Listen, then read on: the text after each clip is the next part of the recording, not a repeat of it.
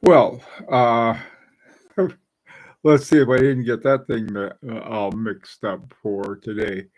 Um, Checking on the audio, make sure everybody can hear. Um, let's see. We'll just sort of have to wait. This was unplanned and unscheduled. Um, so hello, how you doing? Who's here? Say something.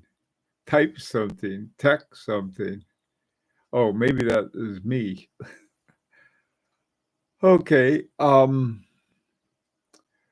Today is November 1st, and one of the things I'm celebrating is that at the first of each month, my Parmigiani, let me see if you can see it, they always have a big red one. Well, naturally, I have it upside down. There you can see it. It says one at the beginning of each year, of each month. Okay, don't be shy now. Let's see.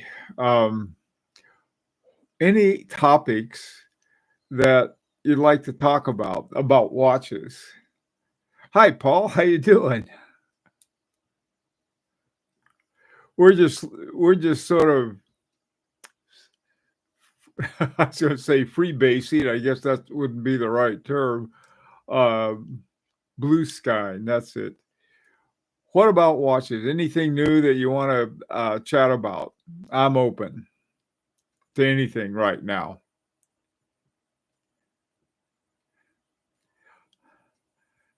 Hey, Brian.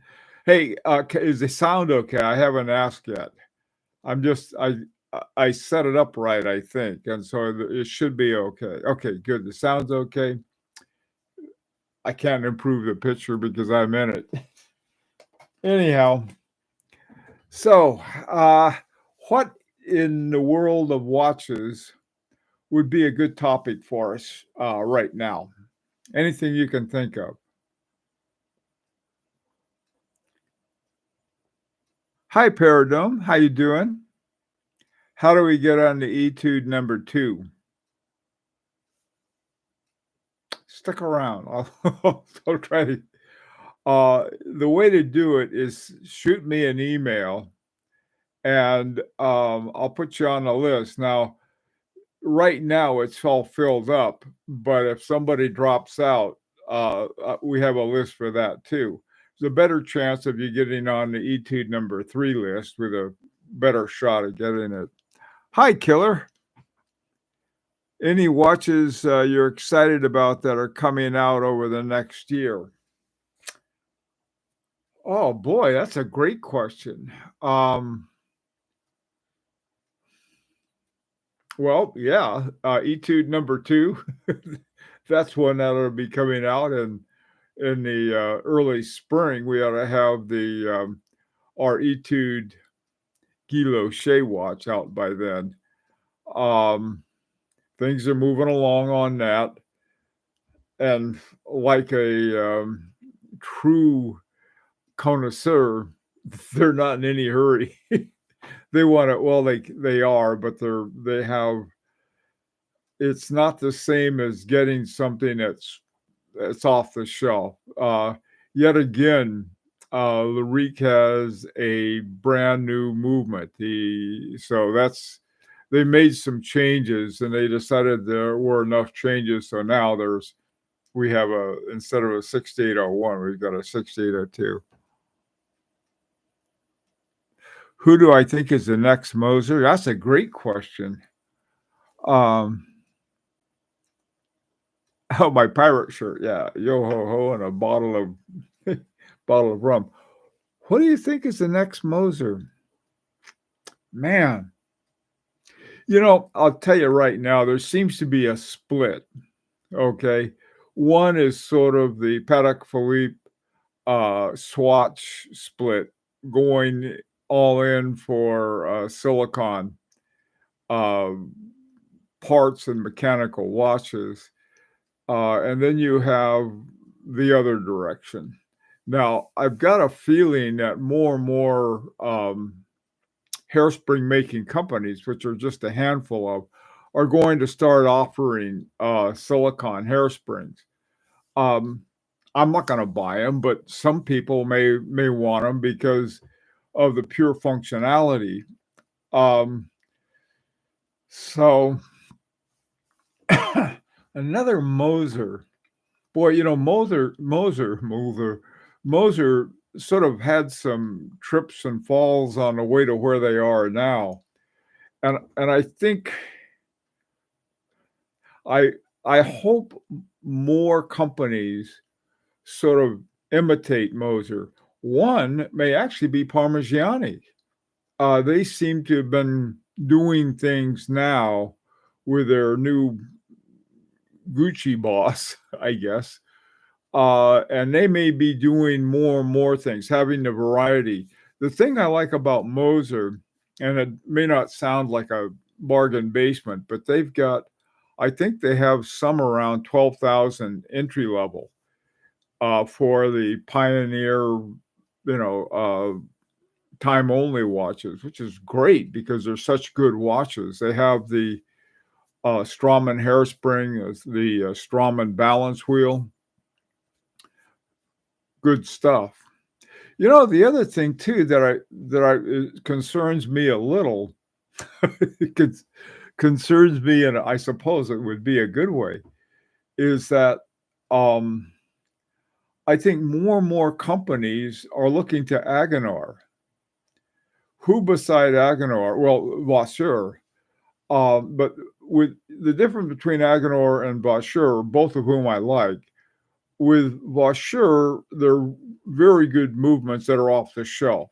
Same with Crenode. Crenode has, they can fix them up for you and they will modify them for you, but they're sort of a little higher level off the shelf. And so I think companies like Moser and Parmigiani are using Agenor more and more because that's one of the few places that they can get these top quality modules and things to put in their watches to make them special. And like I said, I'm all for Agenor's success, but the more success they have is sort of we may end up being a little more marginalized. We got some stuff to talk about on Sunday, Paul. I'll say more then. But let's see, who other than Moser, Parmigiani? Oh, I know. This is the one I've been holding my breath for, and it hasn't come yet, is Urban Jurgensen. Urban Jurgensen, they had the watches they had before they're taken over by Boot and Lannon. They had, they got a history in there with Derek Pratt and, some really top-notch people in there and some really great watches. But from what I understand, they're going to continue to use the P4, which is sort of their bread and butter base movement, just like the HMC 200 has become the one for Moser. So that is one I think they might be able to do another one because they've got the quality, and certainly I don't think he may, but I doubt that Kari von Vouten-Lanen is going to be spending a lot of time in sort of the designs. He may, but from what I understand, and this is like nothing definite, they're going to have they're going to be using the P4 again. Why not? They also may be using the P8, which is the detent escapement, which I would really, really like to see. Is it an escapement? No, is it an escapement? I'm trying to think whether I guess it is. I guess it is an escapement. It's part of the detent is part of the balance wheel, I think. Hi, Felix. Carrie Boone is being tight-lipped, but something is due next year. Yeah. Well, it's supposed to be due this year. So, yeah, I know. Uh, I was supposed to get some information for a rancher at the meeting, and I was unable to, other than getting a few smiles that Larique was using both Comble Mine and Voutilanen and Catton. So, yeah, no, that's a good question uh, that you've got, Killer and Paul. I like that question. What is something, what's something to get excited about is that, you got Paddock Philippe that seems to have more of the same, except it's got the silicon. The same thing with everything that Swatch controls, because they're going to be stuffing more of that stuff in there. Um, I've got a definite no from Kari Von Latten, and they're not going to put it in any of their watches. They wouldn't do it. I mean, it's like asking if you're going to put plastic in it or something. But so that'll be an interesting thing. So that's where I see the split going. And I've got here are a couple guesses. All right, these are guesses, not predictions. One guess is that Patek Philippe and maybe Breguet, possibly Blancpain, are going to have an optional one of whether you have a hairspring made of transitional metal or silicon. We'll see. That's my guess. So I think some people are saying, "My God, I'm going to pay, 50,000 bucks for a watch with a piece of silicon in because they never could work out a decent hairspring. Otherwise, they would have, but they didn't. Rolex did with their Parachrome, and so did H. Moser. And I think that's why H. Moser's, all of these top independents, are using that hairspring, but nobody's saying it. Hey, good evening to you, Felix. What time is it where you are? I'm loving the lower prices as it seems to have driven many investors away in watches. Yeah, watches should. I hate to see them as investments. That's why people start talking about investments. That I sort of, that's it's.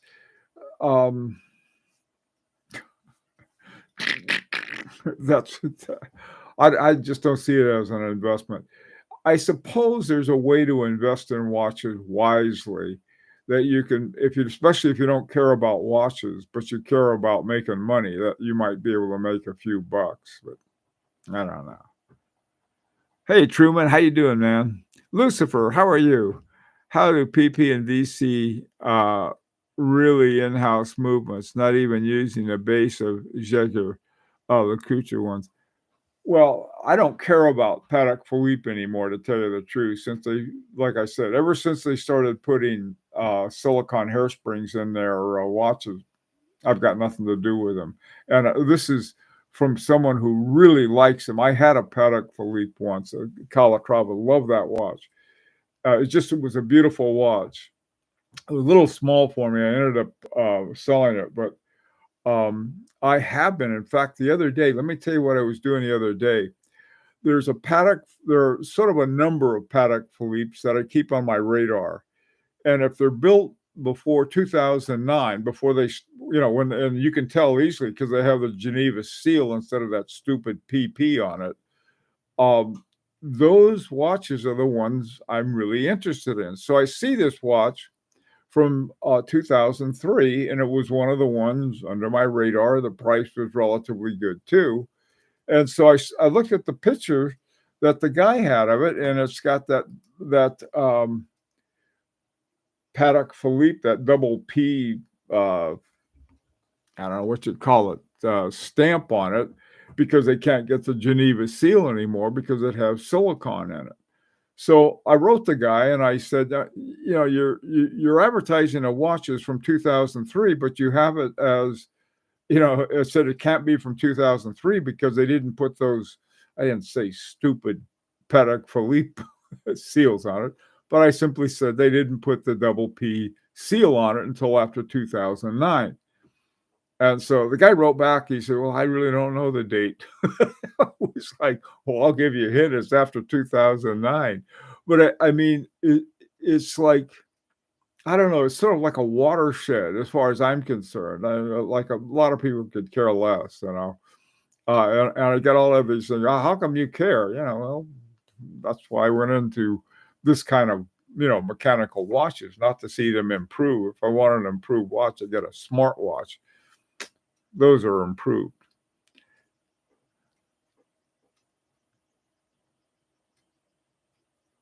Oh, Brian, thank you. Urban Jerkin calls it a pivoted detent escapement. So it is an escapement. Somehow I always see it as sort of mixed in with some other stuff, but I guess that's exactly what it is an escapement.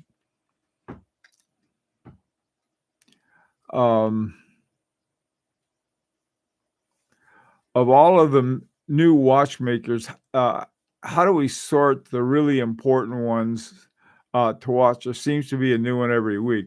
Good question. I do it by first thing I look at is find out if they're watchmakers. A lot of these guys aren't watchmakers. Like those of us who are involved in LaRouque, we're not watchmakers. We don't claim to be. We simply say we're a bunch of guys getting together, making a deal with these really good watchmakers. Whereas some of these, they I don't know, it's getting to be like, an AI program could write the junk that they say about their watches. A lot of watches, blah, blah, blah, blah, blah, this. And, or they have one trick they know. They know a trick. They know how to they're as long as they're honest, I don't care who they are. I mean, some guys, the Dumont, the guy from I think it's Dumont or Dumois, how to pronounce it, the one that we have, love that guy's watch. He says, what kind of movement? It's got a Solita in it. Okay, he tells you exactly about it. And it's he said he did the design. And then, oh boy, I'm trying to remember the name of the company. Anyway, some Swiss company. It's an all Swiss watch. It's a very low price because, well, I think it's like $1,200 or something like that. But it's a very nice watch. Now, is that guy going to be a great watchmaker? He would like to be, but he's not claiming to be that right now. Whether he ever will be, I don't know. Now, you take these Peterman Badat, you take the guy, the young French guy who's so good. You look at what they've actually created in their movement. That's, to me, is how to spot it, not somebody who's got a one-trick pony that they use on the dial or the case or something like that. They can stamp the thing up until they're blue in the face with the engravings, and it can look very nice. But then the movement is either something that they call in-house, that's, something that one of the kids over in, what's that called, WASUP, the watchmaking school. There was a kid here in over in West Hartford, who is working in the in this jewelry store, and they have watches there. I think they used to have Patek Philippe, but now the top watch they have is a Rolex. And anyway, but the kid went to school at the Rolex school, and he is good. I mean, good with a capital G. Really a good at watchmaking. And if I've got I think my 84-year-old watchmaker may have shuffled off the mortal coil. I haven't. I mean, the shop closed. Everything is sort of buttoned up. It could be a post-pandemic bang that a lot of people experience. But the thing of it is that if you have a guy who goes through all of the watchmaking stuff, and especially, I know, Paul, here's the thing to look out for. look out for somebody who's done um, who's restoration. Look for someone who's done restoration on clocks and watches. All of these really top ones have done that at one time or another. Even Kari Voutilainen he worked a little while for Urban Jorgensen way back when, doing some prototyping for them, but he also did some, um, he worked for the Sandoz Family Foundation at Parmigiani. Well, sort of, I guess they're probably co-located, doing some restorations. And at some point, they said, "Boy, you're really good. You got to start your own place," and he did. Same thing with F.P. Jorn. He started with his uncle and he did nothing but restorations. And I think, I don't know, maybe some of that talent will pass off on me. I do nothing but break watches. I got all my watches over here that I broke, all the movements that I. Anyway, so look for someone doing restorations. That's my advice. Hi, Nelson. What were your top 3 watches at watch time? That's a good question, Nelson. My top 3. You know, I was having such a good time, I didn't get to see very many of them.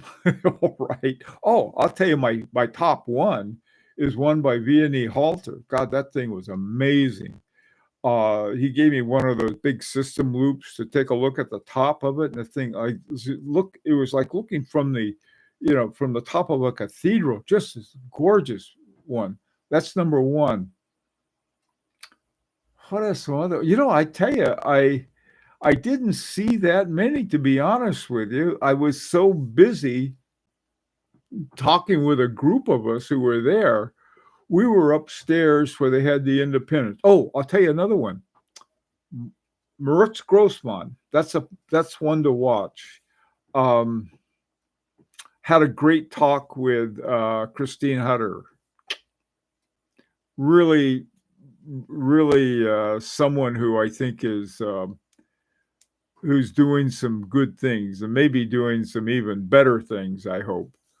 I love her watches. I love Moritz Grossman watches. I was trying to think who else was there.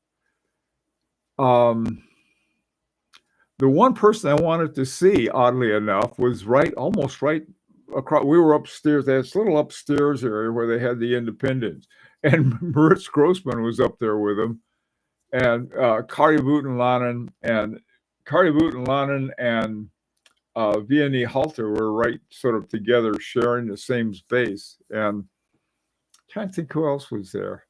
MB&F. MB&F can come out with just about anything, and that would be another favorite. So Nelson, I think right now, I would say those are the top 3. Girard-Perregaux, Moritz Grossman, and MB&F. Okay. Oh, by the way, too, I tried to get into. I wanted to go talk to the guys at H. Moser. In fact, they even sent me an invitation. So I went down to H. Moser, and it was just packed. I couldn't even get near the desk, and so I gave up. Chopek seems to have some nice ones. One that they've been bashing on a lot, and there's one reason to bash on it, and several others not to bash on it, and that is what's it called? Charles Genta. I think that's it.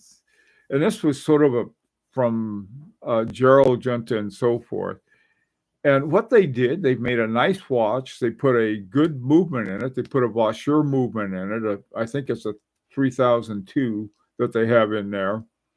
But they're charging like it was, way, way up here. And I if they didn't overcharge for it, in my opinion, I think you'll have a hard time. But it's a really nice watch.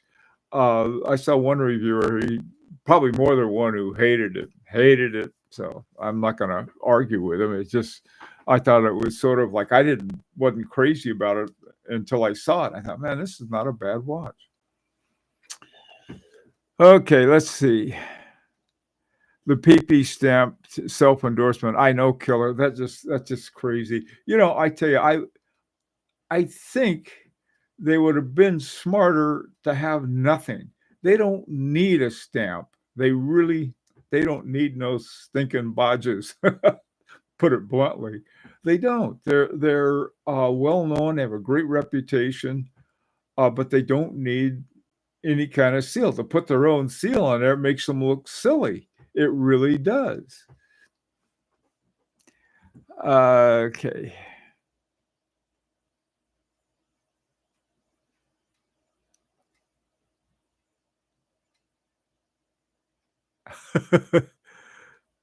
Oh, wow. Okay, so you got a $15,000 Hulk. I got a $15,000 watch too, but I didn't pay that much for it. Okay, let's see. Hey, Truman, that's why I'm surprised that Rolex uses Saloxi in their premium dress watch. They use in the 1908. Truman, I think that was sort of an experiment to see what would happen. The what happened? They got rid of Cellini's, and so without any more Cellini's, they decided, well, let's try this one, and we can put a Saloxi in it. Whereas all of the other men's watches used a parachrome hairspring. There was one called the Pearl Master or something like that, a woman's watch that they had it in. But you know something? Every make with its smaller women's watches have quartz movements in it. They have had for years. In fact, if you look at the winners of some of the Grand Prix for some of the women's watches, they have that. Not in women's complications, but just in what they call the ladies' watches. They don't even call them women's watches. They're a little behind the curve, I think, on that. Hey, Suleiman, how you doing? Any thoughts on Watchbox's rebranding merger as the 1916 company? I don't. I'm not sure how that would affect us. We're watch buyers, and I think if we concern ourselves with how this helps us or doesn't help us, I think we have a good opinion. A lot of these guys, I saw this one guy had no idea. He had never run a business. I could tell that, but he's had one of these a YouTube video, but no clue about production and cost and none of that. But he was going on like he knew something, and he didn't. And I think that's what we ought to do. If these guys have dreamt up something that they think will help with marketing or coordination or there are all kinds of good business reasons to do it. What we should be interested in, if it's better for us, then good. If it's not, heck with them. I don't know if that's probably no help whatsoever, but that's my general opinion, Suleiman. Hey, Killer C. Here, there are watches nowadays that seem designed by the same generative diffusion model. They look like a smorgasbord. I can't disagree with that one bit. Yeah, trying to find something original. This is you find some originality. The problem, you get too much originality and people don't like it. I think one of the problems that Parmigiani had, this Tourneau style, they're just not that popular. There's some, I mean, I like them and some other people do, but if you're looking at, sort of a mass market, everyone sort of gravitates to a certain popular kind of style, or a style for that brand. You take Hotlands, for example. Man, they got great horology inside of the thing, but people don't like the looks of the sort of this long, squarish, rectangular looking watch. Man, I tell you, I've been very, very this close to pulling the trigger on one of those just because I know what's in it, but I haven't because I wouldn't wear the damn thing. So why bother with it? Oh boy. Hey, Grumbling. How you doing? A bit late. That's okay. Glad to see you. Hi, Howard. Merch Grossman has a wonderful modern design idiom. I agree, Howard. I agree. The more I see of Moritz Grossman, the more I like it. I tell you, now they're doing better than I realized. They've got waiting lists. They've sold out of a lot of things.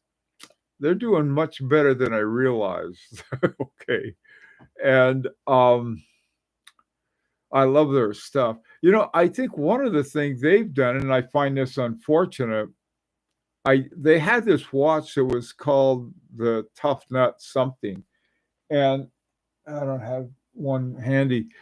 You wound up. They had the bar lugs at the bottom, and you simply wound up the bar lug to wind the watch. I thought that was awfully cool. That was the first year that I went to the watch time show. In fact, it was only the second year they had it, and had a lot of fun. And there was this woman. I thought she was one of the staff or something, or somebody they picked up to help them out. It was um, Christine. Gotta tell you, I'm mixing two people up. Christine Hutter, yeah. There's another CEO, a woman CEO who I've been dealing with a lot, who's the CEO of Fiedler, who makes the watch hands for all of the great watches, and her name is Isabella Chilier, and how I make that up with Christine Hutter, I don't know. I was at Watch Time Saturday and Sunday. It was fun. Too bad I missed you. I saw so many watch institutes, even Archie. Maybe next time.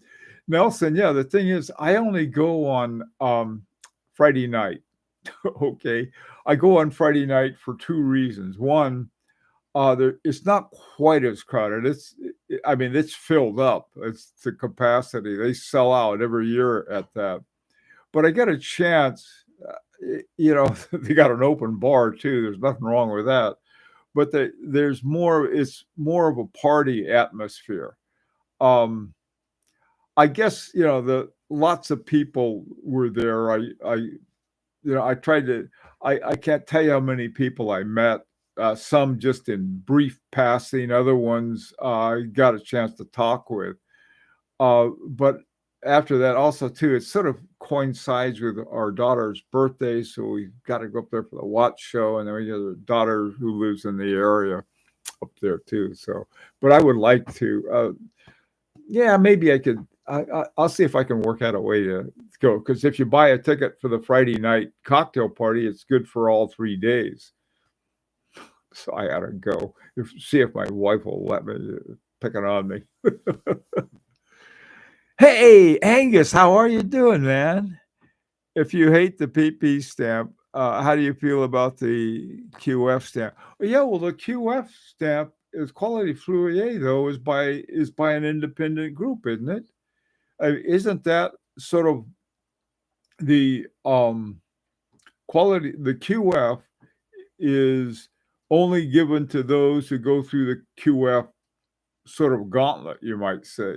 Just like the Geneva seal, the quality Fleurier is simply one for a different canton. The only watches that can get the Geneva seal are the ones in the canton of Geneva.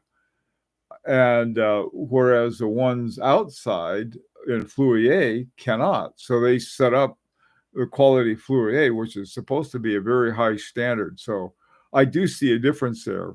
Angus, did I miss something there? Parmigiani, Chopard, Beauvais started it, but kind of abandoned it as too expensive, strict time consuming. Yeah, it's all of those. That's why if I can find one, there's a Parmigiani. I think it's like a 1950 QF. That's a really nice one out there. Hi, Double A. How you doing? With a Studio Underdog lunch. What are your thoughts of their designs? I like them. I like Studio Underdog. I just their watermelon one they put into the Grand Prix was really something. That's a company that I just like. Where they're going to go with it now? This is you've got a lot of different directions. Okay, one direction is making sort of like early Swatch watches. The early Swatch came along. They made a lot of different fun watches. Nobody was too serious about high horology or any other one. They were using, something off the shelf that they could use. Quality Fourier, I think, is doing the same thing, and but they're sort of arranging it themselves. Same with Gorilla. You have Gorilla. They had a module by Vasseur for their wandering hours, and then underneath it they had a Salida or something. So I don't know. That's sort of one direction. The other direction is where you have these companies with serious watchmakers who know how to make watch movements, like Vasseur, like Chopard, not Chopard, yeah, Chopard, like Agenor, where now they're independent of any one company, even though each one of them is sort of quote married to some other ones. So I don't know. Some of these young kids like Peterman Badat and that young French guy. Oh, I'll tell you where to look. If you go to the Independent Watchmakers Group, the AHCI, they've got about, I guess, around 30, 40 members, something like that. I always go there and see what's new. The problem with them is they're too expensive.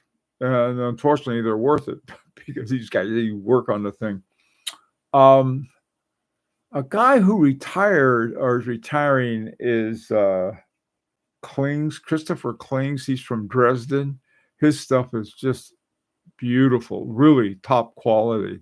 You know who I'd like to see? This, okay, here's a dream company. This would be if Marco Lang said, okay, guys, I'm going to make a base movement and you'll be able to see everything in it, sort of like the way the Georg was set up. And I'm going to make watches that are under $10,000 for you. Who's interested? I would be. That would be a great thing to see. But right now, you've got the German companies, I think, that are really doing that level of quality are Moritz Grossmann, Lange und Sunda. Another one to keep an eye on, I wish they may break out, is Tutima. Tutima has this one watch by Rolf Lang that he did for them when he used to work for them. And that one, I think it was either what was it? It could have been a minute repeater. It was some just amazing watch, because most of the stuff that Tutima has in it, like most German watches, is from Swiss movements. Some of the other ones, like Dornbooth and Son and Sunda, these guys are okay, but they're not really sort of that next level kind of watchmaker like you have in Marco Lang. Some of them, I'm trying to think who else is the guy. None of the guys at Lang and Heim, all of the really good watches they have are the ones that Marco Lang designed. They have the Hector, I think they did a new one based on one of his earlier movements that they fiddled around with. But I mean, really coming out with some, new stuff. Who does that? Okay, let's see what you got. What are your thoughts on ETA movement?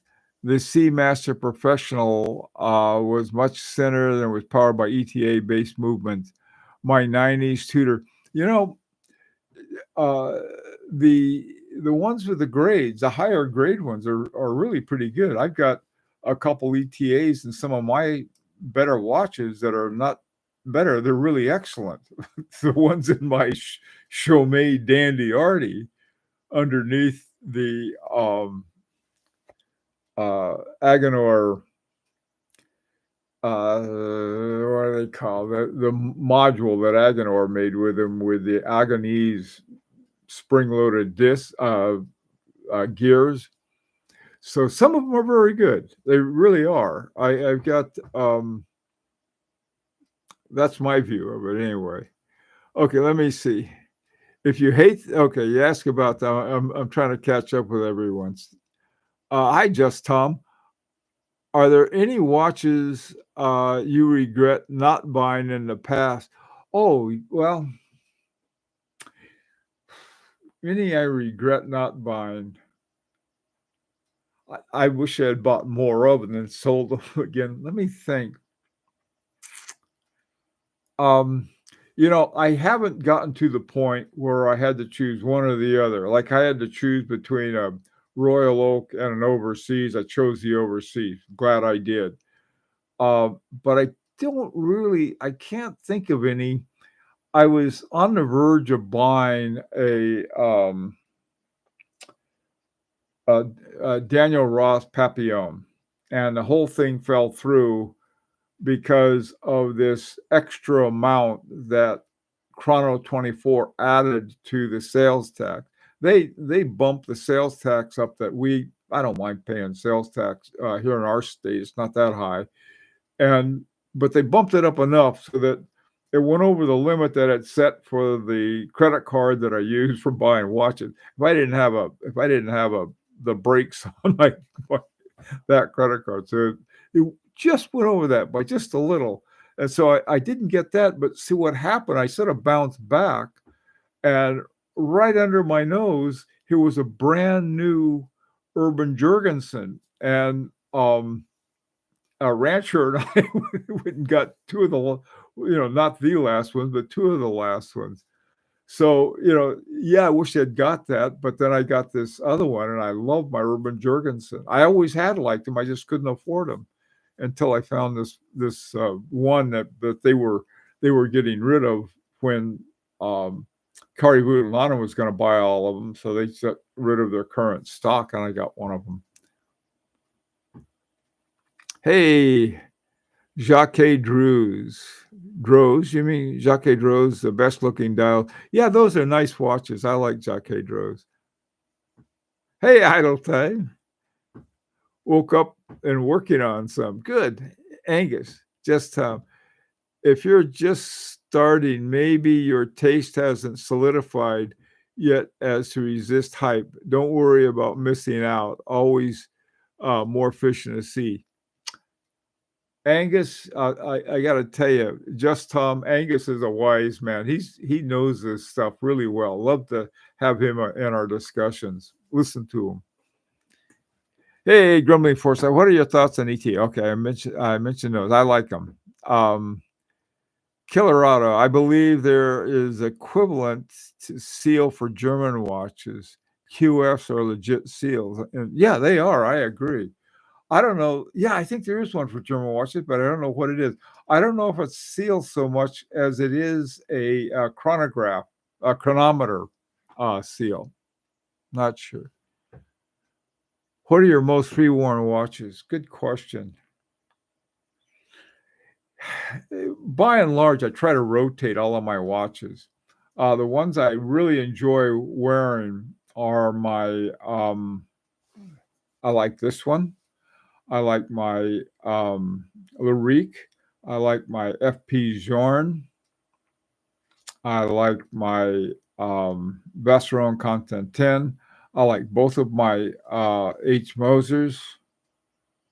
Oh, and I like my Van Cleef and Arpels, the dual time, and my Parmigianis. Those are the three. I think I went over three. if I don't if I'm really not into wearing any of my watches, I start thinking of selling them, and I've got some as much as they're good watches, and I'll recommend them to anybody, but, I might sell those. I and I'm not gonna tell you which ones they are because I don't want this to sound like a sales site because it's not.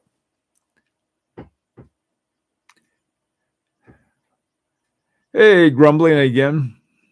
I second that. Fan Angus said he's right. Paradon Poship. Do people still make QF watches? I don't know. It's not the. It's sort of like the only ones I know that actually used it were this one particular Parmigiani, and I think a Chopard did too. You know, Chopard is really funny. They made enough of one of their watches in the Geneva Canton that they got the Geneva seal. Jaeger-LeCoultre has some really stunning pieces.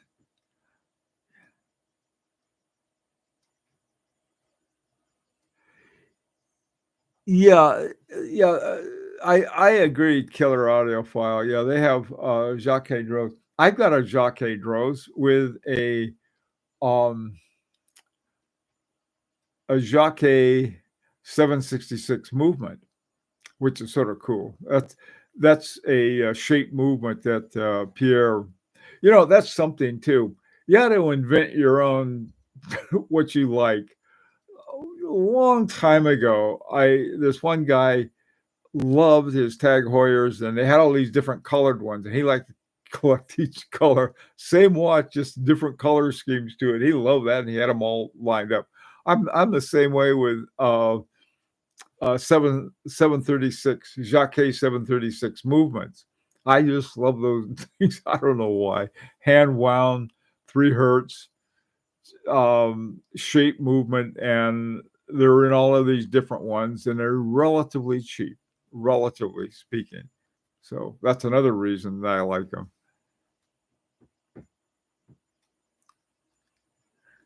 Okay. Hey, Junior, how you doing? Marco Lang for under 10,000. I'll take a few. Yeah, we all would. Well, no, that's what I'd like to see. I think. See, the thing is that what makes Marco Lang so good, he doesn't compromise. Now, come on, you can compromise for us. We're your friends. We're watch collectors. We're not asking you to compromise. We're just asking you to design something, and then get some folks to do the production part. You don't have to worry about that, but you can design this really beautiful thing for the rest of it, and we'll be very happy and make you rich. Make ourselves poor doing so, but that's okay. Yeah, no, I think that would be a great one. You take a look at guys like Vincent Calabrese, um, Antoine Prezuzio, trying to think, Paul Gruber. All of these guys have sort of the watches for what we'll call the lumpen proletariat. That's us. All right, the poor guys. And there's some nice watches, even though underneath they're running on an ETA or Solid or something like that. They're really interesting watches. Now, what I'm suggesting, it would be even more interesting if there were like a Marco Lang had sort of a basic movement, a real simple one. Like I said, something like looked like the Georg, where you could see all the different movement parts. Have that movement as the base movement and use it again and again and again. And, have one of your kids or someone help you do the design. We won't worry about that. That would be really something. And like Killer Autophile said, he'd buy a bunch of them. Of course he would. So would I. Yeah, we got nothing but good ideas. Thanks, just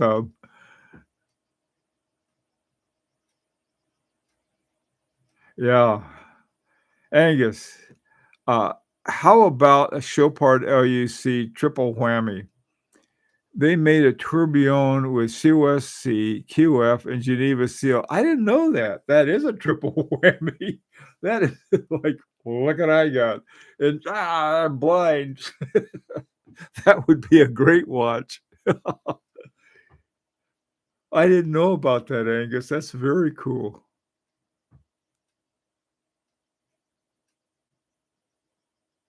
Yeah, Truman, I agree. That's a good point. That's one I think you can dig around and you can find a lot of good buys on a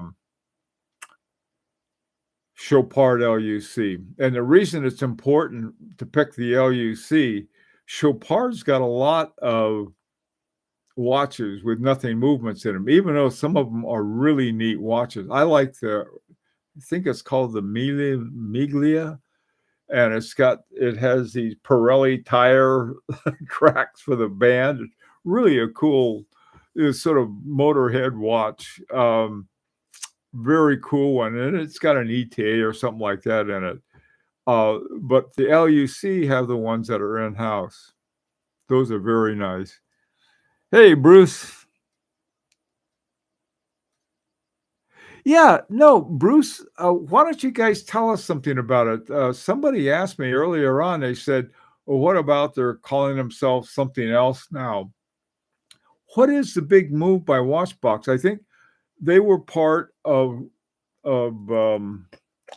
Grossberg, I guess. Yeah, the Philadelphia big watch store in Philadelphia, uh, Governberg, something, Govberg, I forget, something like that. Anyway, it starts with a G. And but tell us what happened exactly. Anybody who wants to pipe in on that, I'd be interested to hear about the what move Watchbox made. Yeah, they're still part of Govberg though, right? Or did Govberg get bought and sold or crunched and diced?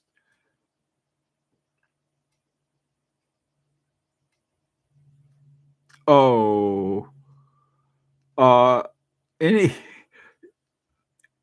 Silliman, do I have any comments on Rex Heppy, whose name I can't pronounce? Okay, I guess there's Rex Heppy and XX Rex Heppy. I'll call him X Rep Heppy and his older brother. I think they're both very good. I mean, they're both like super talents, and they're those guys know about watching. The thing is that sometimes it's sort of like, look, I'm doing what I really love to do. I'm making these great watches. I don't have to make too many of them because I got a line out the door. People willing to pop down $100,000. Why should I bother with you guys and make some crummy $10,000 watch for you?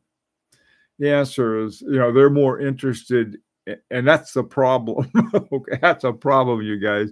You guys are dedicated to the art of horology and not us poor old watch collectors. Yeah, no, I those are interesting. Hey, Ed, how you doing? Still Govberg. I think the group has rebranded, waiting to see if Watchbach rebrands now.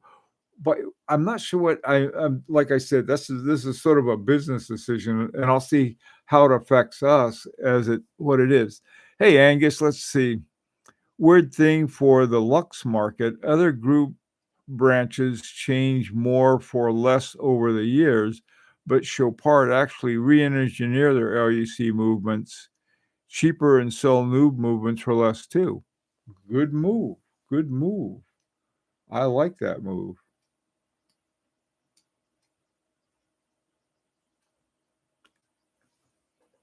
Hey, Ed, XH you pronounce sh. Okay. Shedek? Shevdet. Shevdet. Is that how you pronounce it then? Yeah, those are a couple guys I would keep an eye on if they ever broke out of see what Kari Boot and Lannon did. Instead of having like, okay, here's a side group for you for the unwashed. What he did was instead to have he bought another company. He also owns a dial making company in Comblamine. He owns a case making company in Rutland and Collin, and now he owns a watch company. And so he can do his other watches. Let me tell you something. A good model. I just remember when Marco Lang was with Lang and Heim. He made a watch movement um, with a company called the Uran WD, Uran Works Dresden. All right. And that was sort of a generic movement. And if you look at that movement, it's a beautiful movement. Now it's like originally they sold them. You could buy one for $1,000. There's a thing I passed on. I wish I hadn't. And so it's possible that he could do something. It couldn't be the same, but the concept of having sort of a more generic movement, as long as he could have, get the kind of production that could have the quality that he demands to make enough of those to make it worthwhile, and then maybe other watchmakers could put those in their watches and have some kind of deal. I don't know.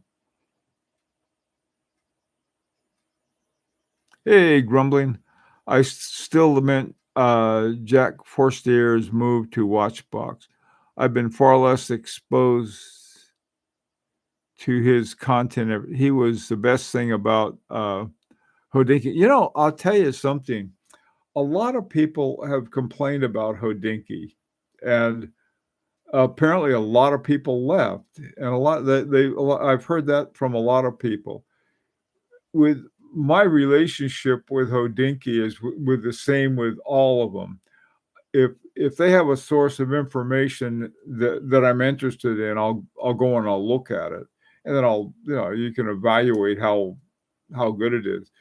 I think the very best information source is the Naked Watchmaker. His stuff, he knows them backwards and forward. It's Speak Marin. Peter Speak. I think he just goes by Peter Speak. At first it was Speak Marin, and now it's just Peter Speak, I believe. But here's a guy who really, really, really knows watchmaking.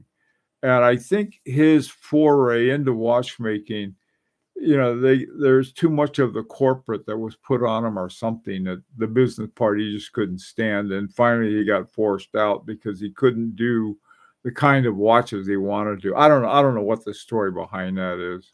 I have no idea.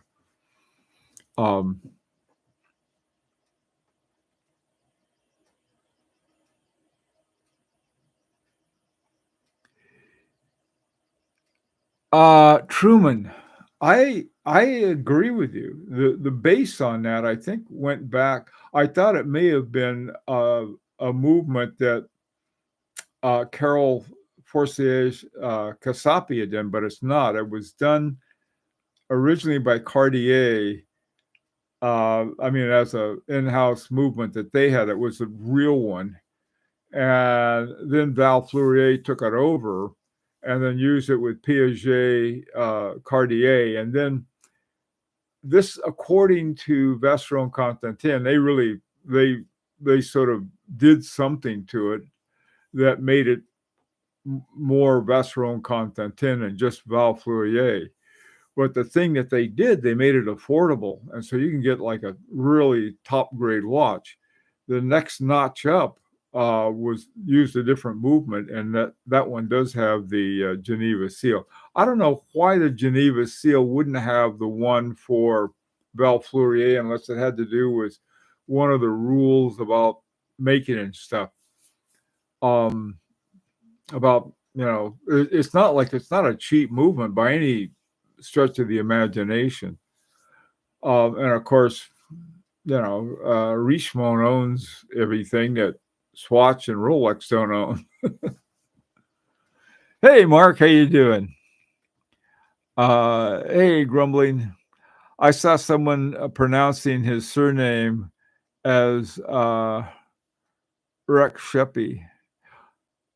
Listen, don't rely on me to pronounce anything right. I have a hearing loss. I've had a hearing loss all my life. And so, I make my own music, write my own sound.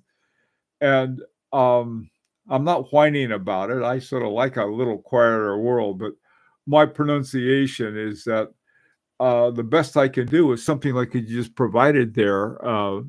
Who provided it? Grumbling. Rick Sheppy. Probably that's what I have to rely on. If I pronounce anything right, it's because somebody has given me the correct sort of the pronunciation thing, not with all of those funky letters, but like using regular ones I can comprehend. Okay, Bruce, let's see. You got Watchbox. Okay, creating group with ADs, Rolex ADs included, and Rolex sold by Watchbox, now certified pre-owned by Rolex, all rebranded the 1916 company. What do I think of that?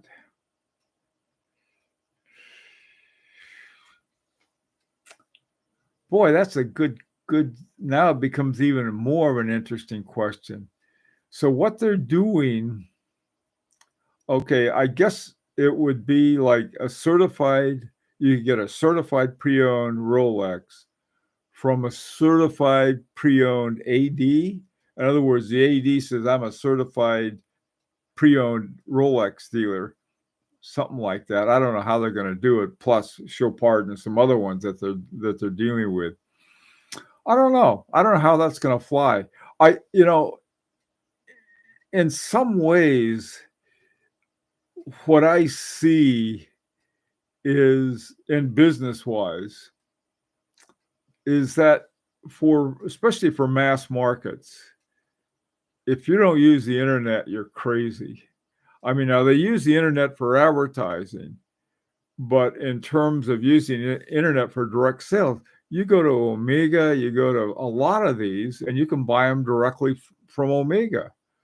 And what does Omega do? They're not paying 50% of the retail price to an AD. Why should they? So I think it's a good move.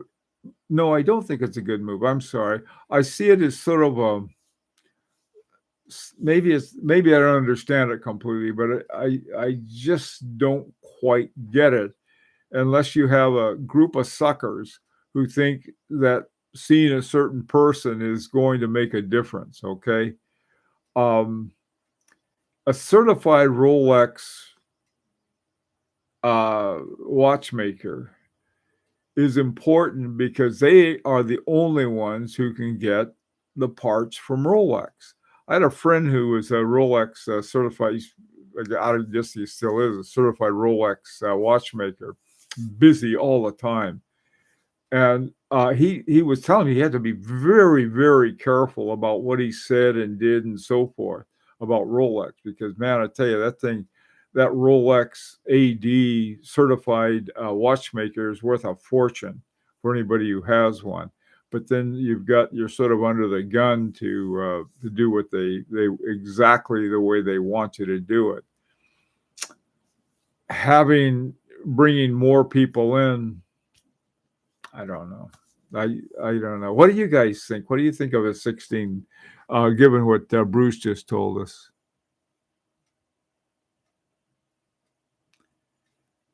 Do you have any recommendation for some good value for money Japanese independent brands? I think Seiko's, just about anything by Seiko is a really good watch. I think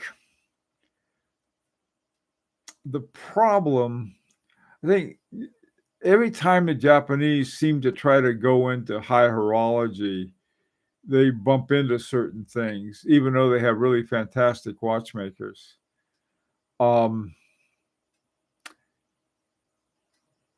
Ahsoka, if I could get my mitts on a Tsunami by Jaime Ahsoka, I'd grab it in a minute, assuming I could afford it. So they got the talent. I keep waiting for sort of something out of China, big something out of China. I've been watching the AHCI, the Independent Watchmaker Movement. I've seen some Chinese watchmakers added to it, and also there's one from Singapore, I think. Ming, isn't Ming from Singapore? I think. So there's some things like that. If you look at Jaime Ahsoka as an example of what your top Asian watchmaker, there's another Japanese guy who's that. The problem is that they're smart, and price wise, I should say. There was this one guy from China. He was knocking out new movements every day. I mean, the guy just was a huge talent. So I thought, oh boy, maybe he'll have a watch with one of his movements in it for a good deal. Boom, $30,000 right out same thing with these kids. Cyril, oh, okay. Thumbs down. Cyril had a, thank you, Cyril. Cyril, he's the name of the French kid. His stuff is gorgeous, but again, first watch he made, I think, was 30 or 60,000 bucks. And this is, I think, what's important is not only to get a good watch, but get one that we don't have to wait 5 years for and then can't afford anyway. I don't know. What do you guys think?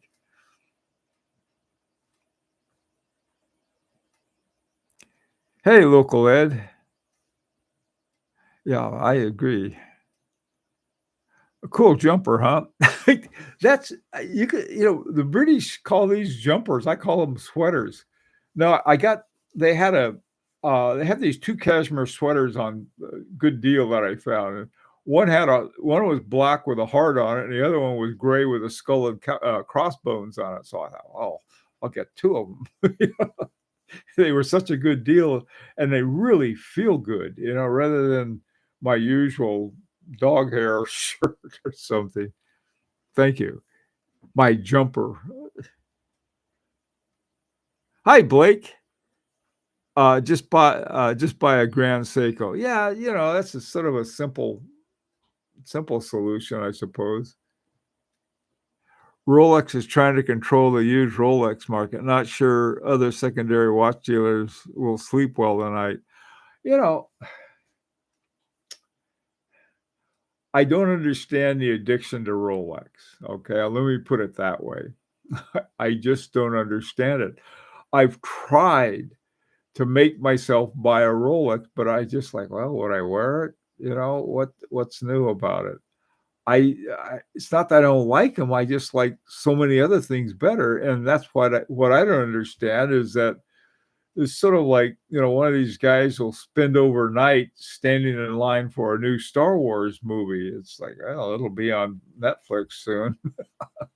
So anyway, Rolex are great watches, but there are a lot of great watches, and this is sort of like it's the people who get into sort of that mindset set themselves up. You can do anything to them. They just drop the soap and they'll pick it up. So, we've got really excellent watches with very interesting things going on beside Rolex. Rolex is a nice watch, so. Ming is Malaysian. There you go. But mostly Swiss made. Got a couple, no problem so far. Thanks, Angus. Hey, HP. Would Otsuka Lotec count for a Japanese watchmaker? I don't know him. There's another Japanese watchmaker with a long name, who is in the AHCI. The best thing that I can recommend is check out the watchmakers in AHCI. There, I even wrote it down for everybody. I think that's a good place to look. Like I said, the problem is, I mean, look at some of the watches. Look at Ballard's watches, the upside down, inside out ones, and all of these other cool watches that they do. And people say, well, then I'll be able to get my big Hulk or whatever it is. I don't know.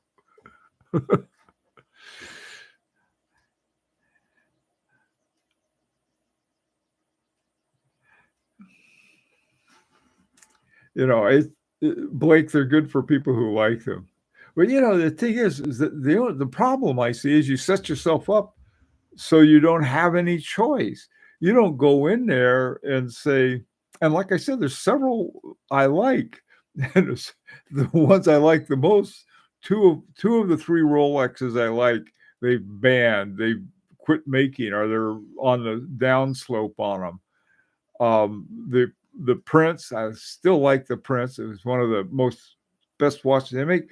But I've got so many really good dress watches that I enjoy wearing. I mean, my Fabergé with, it's, I like that. My Jorns, I have too many watches I enjoy wearing now, and it's sort of like, what would I do with a Rolex? And it's nothing wrong with them. It just I wouldn't know what to do with one.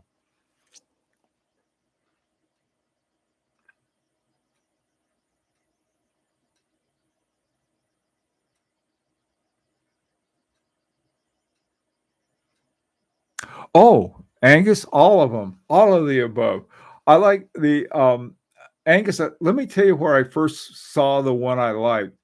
It was the one with the square windows on it, and the guy who was wearing it was a guy who was teaching the watchmaking class. They had these weekend watchmaking classes where you go through class 1, 2, and 3 in one long weekend.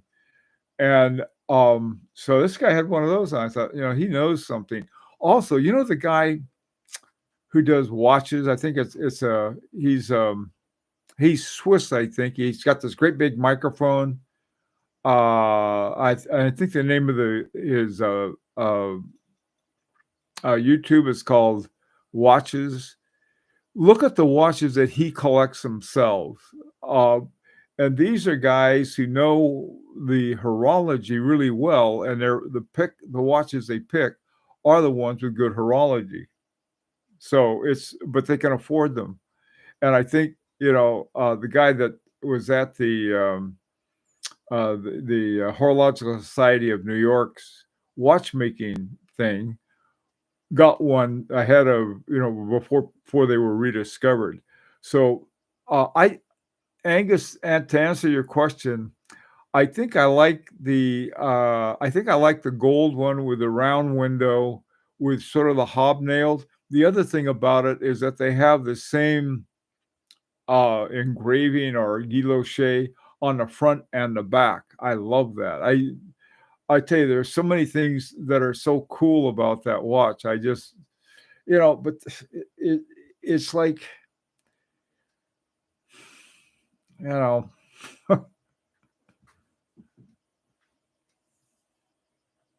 Kakuno, Diazo Makihara. He's one. Yeah, he's one of the guys that I like.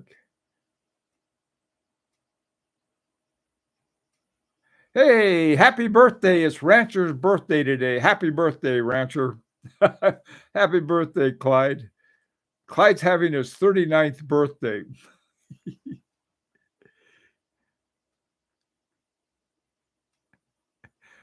Yeah, did someone say irresponsible? There's a man for us. Watches TV. That's the right one, Suleiman. Yeah. Do you think about Arnold and Son? I've been researching the brand for 2 years, and the bang for the buck is there. Now, let me tell you something about them, Blake, and I could be wrong. You guys know Federico? He's got Federico sort of had an interesting sort of story.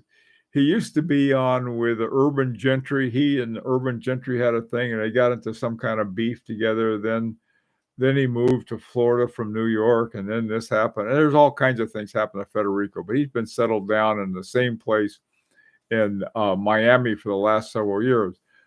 Anyway, Federico said, well, his watchmaker said there's always problems with Arnold and Son. Whether that was, I'm not saying he would intentionally misinform us, but that may be his experience. And so ever since I heard that, I've been a little, wasn't sure about it. However, Federico also told me don't go to 47th Street in New York, and I did, and I got the two best deals of my life there. I got F.P. Journe Chronomet Sylvain and my F.P. Journe Resonance, in both on 47th Street dealers, and they gave me great deals.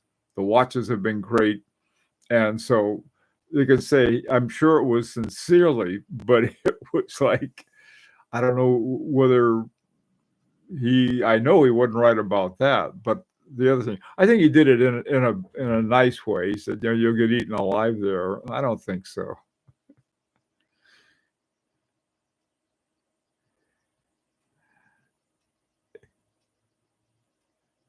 Yeah, okay, you know him, Blake. Thank you, Truman. Oh, he's having his Jack Benny birthday today. Nah, I hope we didn't scare him off. Okay. Oh, we've been at this for a while. I tell you, I think I heard my wife just came home, so I better boogie. It was fun talking with you guys. You guys have been great. We ought to have you guys can come back again. anyway, have the rest of the week. Have a great week, and we'll have another one of these whenever the mood, I guess, moves us all. Take care now.